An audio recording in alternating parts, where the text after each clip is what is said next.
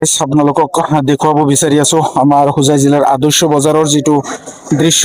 আদৰ্শ বজাৰৰ পটককে এনেকে এটা তৎকাল ডিচিশ্যন লোৱাৰ কাৰণে সাধাৰণ যিসকল ব্যৱসায়িক লোক আছে তেওঁলোকৰ কিমানখিনি কষ্ট তেওঁলোকে ভুগিবলগীয়া হৈছে। তেওঁলোকে নতুন স্থান নিৰ্ধাৰণ কৰি সেইখিনি ঠাইত তেওঁলোকে বহিছে। বৰ্তমান ক'ত কোনখিনি ঠাইত বহিছে দেখুৱাম।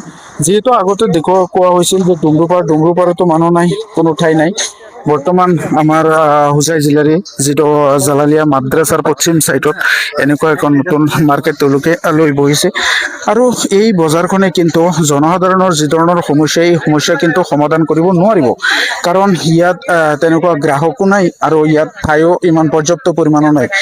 যিখিনি ঠাইৰ প্ৰয়োজন হয় এখন বজাৰ বা মাৰ্কেট চলাৰ কাৰণে, সেই বজাৰ বা মাৰ্কেটৰ যথাযথ পৰিমাণৰ ইয়াত গ্ৰাহকো নাই আৰু সেই অনুপাতে কিন্তু ঠাইৰো অভাৱ।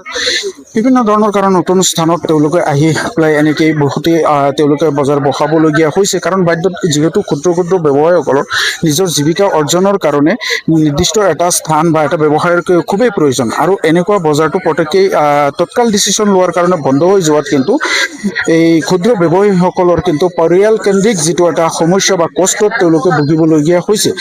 আৰু এইটো জনহিতাৰ্থে হৈছে নে পৰিৱৰ্তন হৈছে, সেইটো নিশ্চয় যিসকল কৰ্তৃপক্ষ আছে তেওঁলোকে নিশ্চয় গম পাব। ইয়াত চাওক, জনসাধাৰণ তেওঁলোকে কিন্তু বহিছে ইয়াত, কিন্তু সেই অনুপাতে কিন্তু গ্ৰাহক নাই। ইয়াত গ্ৰাহকৰ পৰিমাণ খুবেই কম। মই দেখুৱাইছো দোকানবোৰতো খুলিছে ইয়াত, সঁচাকৈ কিন্তু দেখা গৈছে দোকান যিমানখিনি আছে কিন্তু গ্ৰাহকৰ পৰিমাণ তাতকৈও কম। আৰু এনেকুৱা দোকানদাৰীত কিন্তু এটা ক্ষুদ্ৰ ব্যৱসায়ী তেওঁলোকৰ নিজৰ পৰিয়ালক পোহপাল দিয়াত খুবেই কষ্টকৰ হৈ পৰিব। গতিকে যিটো বজাৰ, আদৰ্শ বজাৰ নামেৰে যিখন ইমান খ্যাত এটা হোজাই জিলাৰ ভিতৰত বহুত ডাঙৰ এখন বজাৰ এনেকে বন্ধ হৈ যোৱাত কিন্তু বিভিন্ন ধৰণৰ ব্যৱসায়ীসকলে কিন্তু আপিল কৰিছিল যে বজাৰখন সম্পূৰ্ণৰূপে বন্ধ নকৰি যদি কিবা এটা ছাইটো খুলি দিলে হয়, তেতিয়া কিন্তু দৰিদ্ৰ দুখীয়া যিসকল ক্ষুদ্ৰ ব্যৱসায়ী আছে, সাপ্তাহিক যি বজাৰ কৰা যিসকল পৰিয়াল নিৰ্ভৰ কৰে, তেওঁলোকৰ কাৰণে কিন্তু খুবেই এটা উপকাৰ হ'লে হয়। কিন্তু আজি চাওক, তেওঁলোকৰ তেনেকুৱা এটা পদক্ষেপ লোৱা দেখা নগ'ল। ইয়াত দোকান যদিও কিছু পৰিমাণে দেখা গৈছে, কিন্তু সেই অনুপাতে কিন্তু গ্ৰাহক নাই ইয়াত। কাৰণ গ্ৰাহকসকল কিন্তু বৰ্তমান এটা পৰিৱেশত পৰি গৈছে।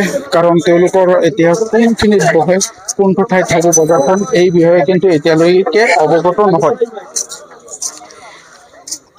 যাৰ কাৰণে কিন্তু ইয়াত অস্থায়ী ৰূপে তেওঁলোকক স্থান দিয়া হৈছে আমাৰ অস্থায়ী আদৰ্শ বজাৰৰ বিকল্প যিখন বজাৰ, এই বজাৰখন ইয়াত